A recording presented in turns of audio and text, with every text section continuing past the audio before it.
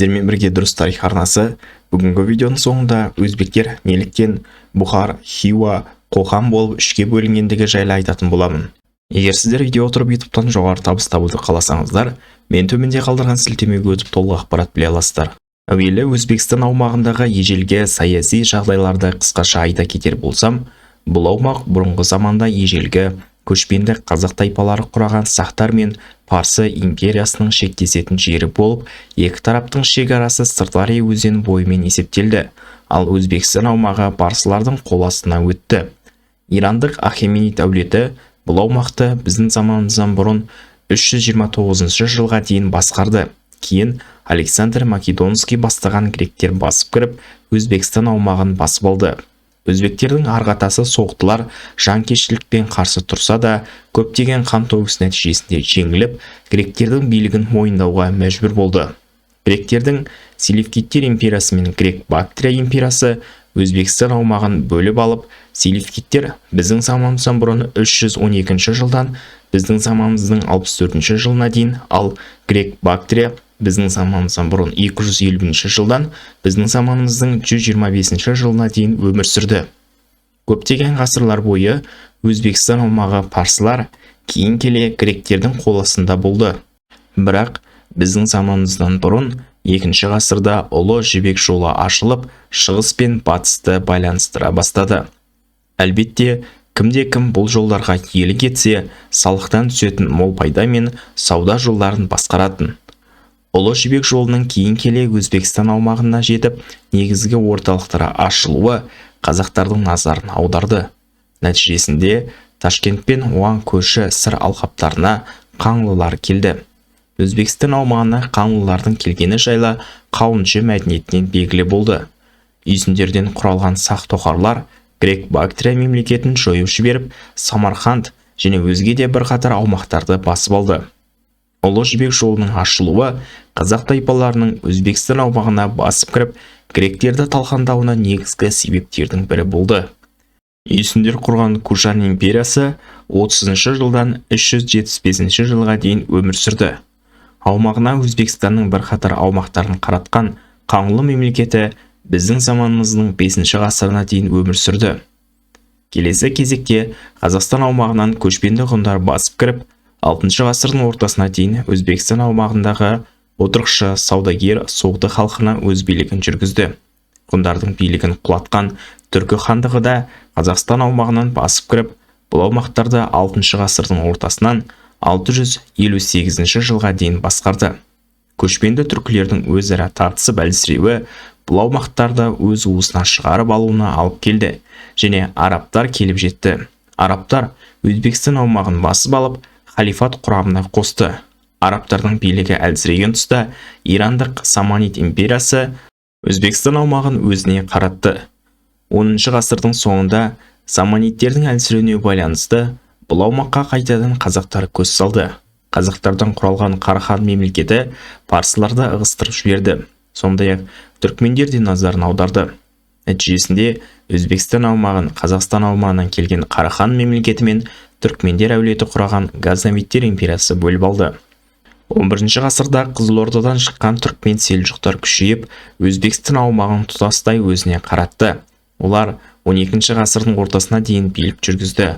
Сол тұста түркмендердің бектілі деген тайпасынан шыққан Ануш деген әулеті күшейіп, селжұқтар мен қарахандықтарды жеңіп, Өзбекстан аумағын алып, Хорезм империясының негізін салды. 13 ғасырда Шыңғысхан бастаған қазақ тайпалары түркмендердің билігін құлатып, Өзбекстан аумағын толықтай басып алып, кейін Шағатай ұлысы құрылды.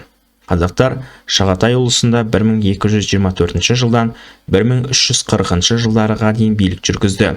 Кейін Шағатай ұлысы Мәуереннахр және Моғолстан деп екіге бөлінгенде, Хорезм халқы қуанып, көптен күткен тәуелсіздікке қол жеткізетін күн туды деп шаттанды. Бірақ Әмір Темір Үргеніш қаласын қиратып, отырықшы Хорезм халқын жаншып тастады. Әмір Темірдің атасы Шыңғысхан әскерімен бірге Хорезмге келген болатын. Әмір Темір билікті басып алып, жеке мемлекет құрды. Тұран империясы 1370 жылдан 1507 жылдарға дейін өмір сүрді. Оның билігінде қазақтар құлатты. Әмір Темір империясы оның қайтыс болуымен құлдилап, әлсірей бастады. Осы жағдайды пайдаланған қазақтар көп ұзамай басқыншылық шабуылдарын үдете түсті. Қазақ хандығының негізін салушылардың бірі Жәнібек ханның әкесі Ақ Орда ханы Барақ 1427 жылы Сығанақ түбіндегі шайқаста Ұлықбектің әскерлерін күйретті. Қазақтар Сығанақ қаласын өзіне қаратты. Жеңімпаз жорықтарын ары қарай жалғастырған Барақ хан Ұлықбек әскерін Самарқандқа дейін ығыстырып келді. Тек Гераттан Әмір Темірдің баласы Шахрух жіберген әскер қазақтардың басқыншылығына тоқтау салды.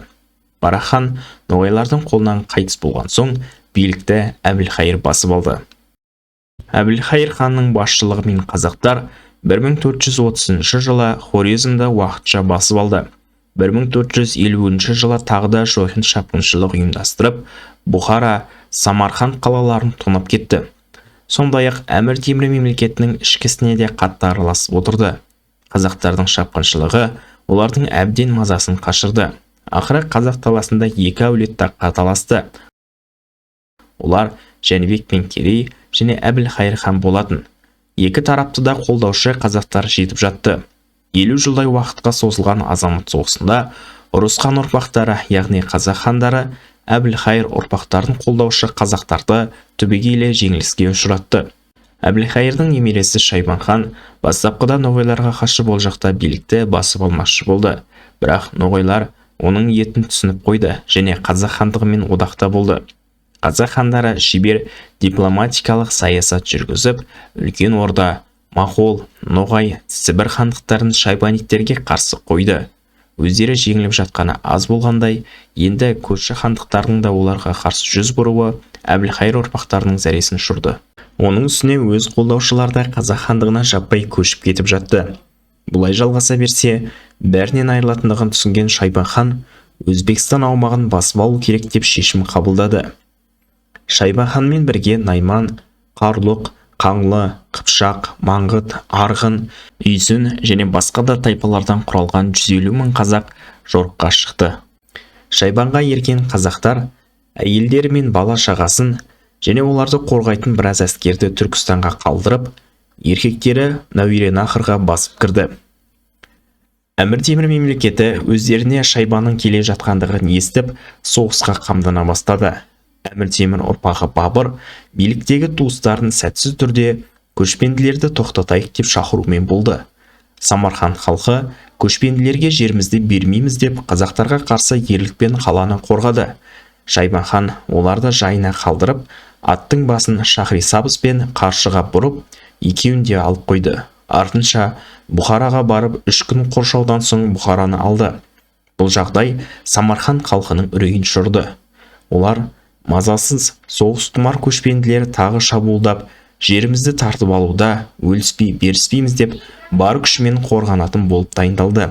Дегенмен 1500 жылы қазақтар Самарқандты да басып алды.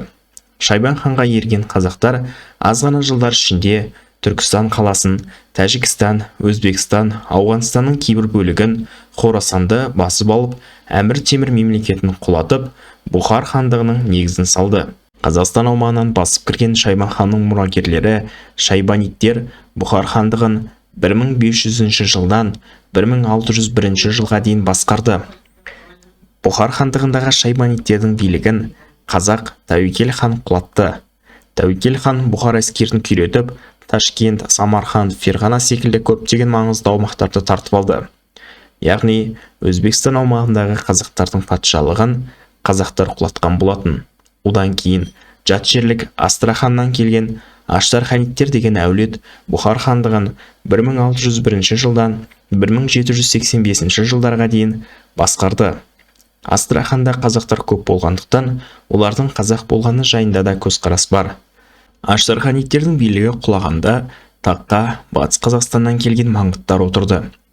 Олар өзбектерді 1920 жылға дейін басқарды. Хиуа хандығында да дәл солай. Халқы өзбек түрікмен болды демесе, билікте қазақтар отырған болатын. 1510 жылы Шайбан хан Әзірбайжандардың Қызылбас империясына қарсы соғыста қайтыс болған соң, Хорезмді Әзірбайжандар басып алды. Олар шиит болатын. суннит болған хорезм халқы бұл жағдайды өте ауыр қабылдап, қалайда олардан құтылудың жолын қарастыра бастады. Сондықтан олар қазақ даласындағы Шайбан әулетінен шыққан Елбарысты шақырып көмек сұрады. Елбарысқа адамдар жіберіліп, хорезм тағына отыру ұсынылды. Елшілердің бірі Елбарыс пен Байбарыс келді деп хабар жеткізгенде, үлкені де, кішісі де қызылбастарға қарсы шықты. Әбілғазы Баһадүр, өзбектер мен сарттар хижраның 911 жылы Елбарысты таққа отырғызды деп жазды. Яғни өзбектер әзірбайжандарды қуып шығу үшін қазақтарды шақыртып, оларды патша сайлап, Хиуа хандығының негізі салынған болатын. Қазақтар келе салысымен жеңімпаз азат ету жорықтарын бастап кетті. Елбарыс хан әзірбайжандарды қырып салды. 1512 жылы Үргеніш маңындағы шайқаста қазақтар әзірбайжандарды ойсырата жеңіп, Үргенішті алды. Көп ұзамай қазақ даласынан көмекке Абулек пен Аминек хандар да келіп жетті. Олар да өз адамдармен хорезмге қоныс тепті. Қазақтар Хиуа және Хазараспада болған соғыстарда Қызылбас Әзірбайжан әскерлерін жермен жексен етіп, хорезмді толықтай азат етті. Қазақ даласынан келген Елбарыс Арабшахид әулетін құрып, олар Хиуада 1511 жылдан 1770 жылдарға дейін басқарды. Хиуаны басқарған көптеген қазақтардың есімдері бізге жетті.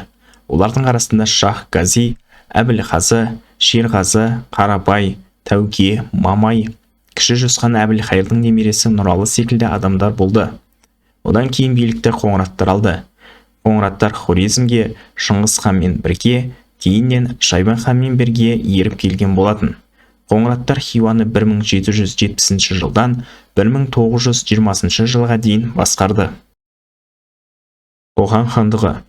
Қоқан хандығының құрылуына тағы да Қазақстан аумағынан басып кірген Шайбан әулеті себеп болды. Олар басып кіргенде бұл аумақта Минг тайпасы өмір сүріп жатқан етін. Шайбанид Абдулла ханның жергілікті Минг тайпасына тізе батыруы олардың 16 ғасырдың екінші жартысында Әмудария өзені бойындағы Балық шаққа қарай көшіп кетумен аяқталды. Көптеген қазақ-бұхар соғыстары орын алып, Бұхар хандығы қазақтардан ауыр жеңіліске ұшырауы Минг әулетінің күшейіп, жеке дара тәуелсіз Қоқан хандығының құрып алуына жағдай жасады. Қорытындылап айтқанда, ежелгі заманда Өзбекстан аумағын көп ғасырлар бойы парсылар, кейіннен гректер басқарды. Ұлы жібек жолының ашылуымен бұл аумаққа қазақтар назар аударып, көшпенді сақ, үйсін, ғұн мен түркілер толық үстемдікке ие болып, барлық шетелдіктерді қуып шықты. Арасында қазақтар әлсірегенде арабтар мен парсылар, түркмендер де қаратып үлгерді. Ақыр соңында 13 ғасырда қайтадан қазақтар басып кіріп, 20 ғасырға дейін көптеген бөлігіне билік жүргізді. Бұхар хандығын Қазақстан аумағынан қазақ хандарын мойындаудан бас тартқан қазақтар құрды. Хиуа хандығы хорезм халқының шииттік әзірбайжандардан құтылуды аңсап, жалғыз өздері шамасы келмейтіндіктерін түсінген соң, Елбарыс бастаған қазақтарды арнайы шақыртып алып, хан сайлау нәтижесінде құрылды. Қазақтардың жәрдем етуімен хорезм халқы әзірбайжандарды қуып шықты. Ал Қоқан хандығы қазақтардың қысымына шыдамаған Минг тайпасының басқа жаққа көшіп кетуі нәтижесінде құрылды. Өзбекстанда болған көптеген хандықтардың патшаларының қай-қайсысын алып тарихын ашсаңыздар, қазақтардан болғаны анықталады. Достар, сондай-ақ менің телеграм каналыма тіркелуді де ұмытпаңыздар. Мен ол жақта басқа да тарихи жағдайларды қарастыратын боламын.